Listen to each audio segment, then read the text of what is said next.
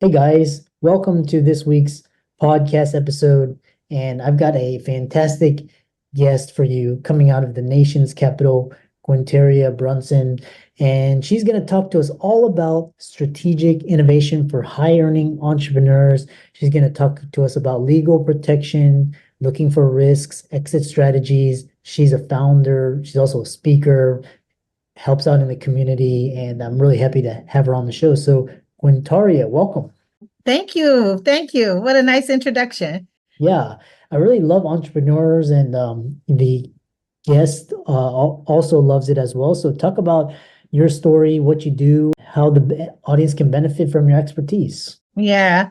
Well, I believe I was born an entrepreneur. I was in like the kindergarten lunchroom negotiating, chocolate milk trades and things of that nature, and things of that nature from a very young age. But what really got me to the point where I became a strategist and started helping entrepreneurs was I have a background in accounting, and I was setting up corporate accounts for some of the organizations that I was working for. And I realized, like, hey, maybe I should try this for myself. And when it worked for me, I would see other business owners kind of struggling, and I would say, hey, I know some tricks that may work for you. And again, I was just able to help people with simple, not necessarily easy tips, but simple things that they just didn't know and they were unaware of.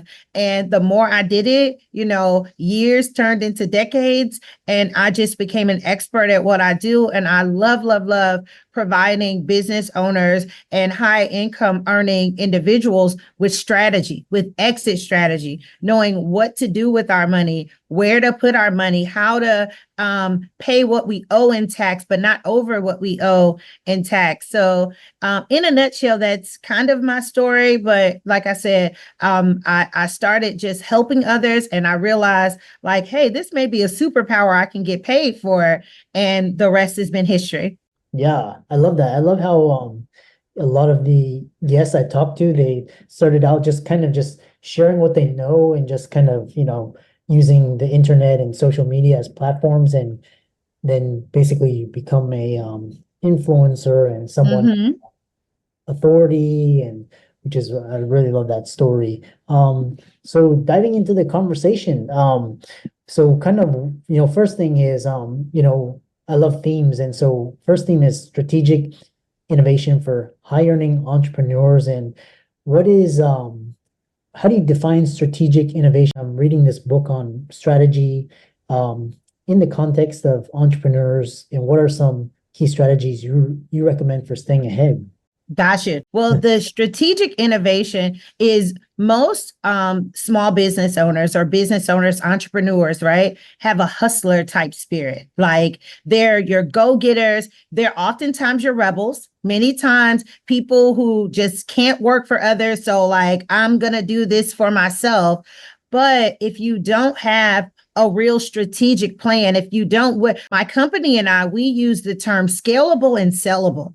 If what you're doing isn't scalable, meaning that it can be duplicated in a easy manner, or sellable, that you're starting with the end in mind. Is this a franchise? Does it have licensing potential? When you don't start or have those things in place at a relatively decent time throughout your life as an entrepreneur, you leave so much money on the table. And that just hurts me and pains me to see hardworking individuals who are bringing their gifts, talents, and these products to the marketplace, but they'll have to work forever because they don't have a scalable and sellable strategy. So when we talk strategic innovation, it's just so that people know that it's okay to be a natural hustler. Like I said, I've been negotiating deals since chocolate milk, right? Like so I definitely understand just having that natural like tenacity, and that being charismatic, and you can like a good salesperson, but you need to go beyond that. And even if you don't possess that superpower, you need to find individuals like myself who can make sure that you have a strategy and a system that is scalable and sellable. So that's why the strategic innovation is so important. I love that. I love how you talk about selling and then also being able to step away and still. And then one guest was really interesting. He was talking about, is the income derived from you trading your money, like services or skills, versus like residual. So it's like you get paid either way. Mm-hmm. So I love that. So the other question in strategic planning and innovation, it's always talking about risks and future proofing. And we know, especially the last 25 years, there's shit can hit the fan very quickly. So Mm-hmm. what steps can entrepreneurs take today so that their businesses remain resilient, especially with this fast moving technology known as AI now? And I'm interested to hear your thoughts. Yeah, there are a lot of things that business owners can do. One thing, like I said, is just to know that you've got to CEO this thing. I say it all the time, like a lot of brilliant people, charismatic people can earn money. They can get people to write them checks or swipe their credit cards, but you need to go beyond that. But one thing I really want my tribe to know, and for people who come across this podcast, is that research. It is so. I am paid a lot of money from clients, and most of the information that we give to them is simply because we go back and do the research. So let's say I have someone who owns a tech company and they want to scale, or they're like, I don't want to do this forever. I'm making 350,000, but I can't even take a vacation. We just do research on the industry that they're in, the competitors and things of that nature, and we're able to come back and provide them with so much insight. And in all honesty, we're just going to Google, we're going to the U.S. Department of Trade, we're going to the Department of Labor, the same places that the business owner, his or herself, could go. But I really think that we need to understand trends for our industry. We need to understand, where the problem is, because to have a business, you need to solve a problem. And if you don't have your thumb on the pulse of your industry and you don't position yourself as an expert, and being an expert is doing the research and knowing what's happening. But that would be the key thing I would say is carving out time, making it mandatory as the CEO, or, if you're a key person in an organization, you need to be very well versed on what's happening now, knowing past trends, and also being able to see the indicators and the direction that's going in the future so you can position yourself accordingly. I love that. I love keeping your on the pulse, your fingertips on the pulse, being close to centers of, there's a great saying, proximity is powers. So the next question is scalability, because we all know that time does not scale effectively. Mm-hmm. And so a lot of entrepreneurs, they use people and processes to scale. And now we have software and we have artificial intelligence, and soon we're going to have humanoid robots. So can you share some insights on how to effectively scale a business while still maintaining the quality of services or products? Most definitely. The first thing is to know the need, the problem that you're solving, right? Like really know the pain point that you're solving or that you're alleviating or attempting to alleviate to the group of people that you're trying to serve, right? And be intentional about knowing that, because and I keep going back to, like entrepreneurship is a whole bunch of hustlers, right? We're a whole bunch of charismatic people that know how to, do something well.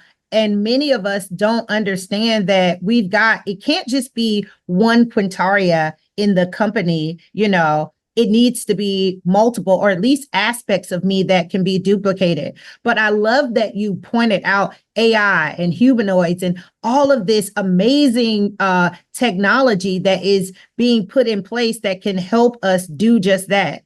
See what a problem is and mass produce that on a level that you can be asleep and still earning money. Or you can come up with a system, because so many people don't realize their intellectual property, the systems that they have in place, all of those things. If you package it right, you can resell that. You can, training courses and consulting packages and things of that nature are skyrocketing right now, because they want to know how you do what you do and how can they do it. So I just want people business owners in particular, to take a step back and, one, know the problem that you're solving and who you're solving it for. And two, open yourself up to know that what I do, I need to track that. It need, you need to, everything from how you open your packages, close your packages, all of those are systems that you can duplicate and scale so that you can have a business that, like I said, will make money and generate money without you having to do it. Yeah. Yeah. Yeah. I love that. And it's interesting because here in San Francisco now we've got Waymo, and then so that's gonna eliminate a lot of Uber and Lyft drivers. And then when Elon comes out with his robo taxis, that's going to directly compete with the Waymo because it's a lot cheaper. And then now McDonald's is planning to open up purely autonomous. Thank you. But the writing has been on the wall.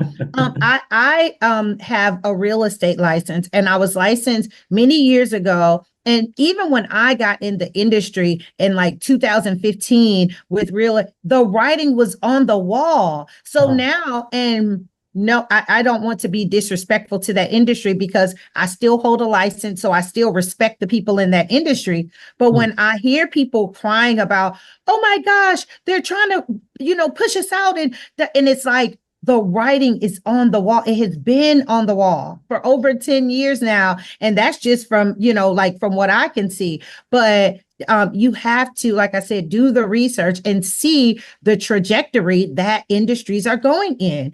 And technology and AI and all of these enhancements are saturating every marketplace. So 10 years from now, I don't want to hear anyone crying saying that they didn't, it is there. So what you can do, you can either Nipsey Hussle, who's from the West Coast, right out where you are, but he said you can either roll with the river or fight with the rocks. And far too many entrepreneurs choose to fight with the rocks instead of just rolling with the river and seeing what new trends or what services or what new problems. Because with all of this great technology, there are some new solutions that will need to be provided. And I want to be in position to see that and to put scalable, sellable solutions in place for those problems. I love that. I love how you and me think alike, because you're very visionary. So you're always thinking like just seeing where everything is going and planning appropriately. So I really love that. So talk about risk management.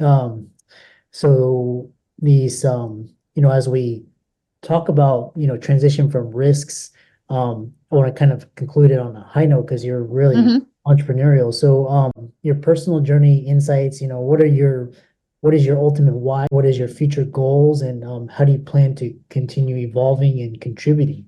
Yeah. Well, my ultimate why is legacy. Like, it is so, growing up, I spent so much time with my grandmother. Like I did when I was like 10 or 11, I knew everything that 70-year-old women did because they were like my crew, right? But I mentioned her because I learned so much, and she left me so many great tools that it was important to me, and it is important to me to leave that to my children's children's children, right? So I have 100-year plan and a legacy that I am determined that everything I do today has a positive impact on my descendants 100 years from now. So that motivates me and it keeps me going. I know for others, they're like 100 years. I'm not even worried about 100 minutes from now, but legacy really does inspire me. And I feel like that's a way we can live forever. Like we can leave something of value that people can share and grow and continue on. So I am determined to leave not more than just knowledge for my future descendants, but a legacy of how to create businesses, how to expand our resources, and how to just live a life by design and not by default. So those are some of the things that are so important to me. It's why I became an entrepreneur outside of, like I said, just naturally having that charisma. And it's what I want to leave and why I am so passionate about helping other entrepreneurs be able to do the same thing. Yeah. And, piggybacking off of your passion, what's been your most rewarding experience working with clients, and how do you measure success of your approach? Like, what is it? Obviously, financial, but also talk about, how do you like the success? Now, like you said, financially, like to start working with a client and you see their sales double, triple, we've helped some companies 10x. Of course, that's an amazing win. But, a personal win for me is when I hear them speak like me or use a phrase like me or something that I know they learned from the Brunson approach, right? Yeah. And I may see them later, at a conference and I hear them using our jargon or them speaking, about forward thinking and exit strategies and words that when I met them, I know they were not using, and they've incorporated that now. That's when I know we're really winning. We're really like we have embedded ourselves in such a way that their language has changed about their business, about their strategy, and ultimately about their legacy. I love that.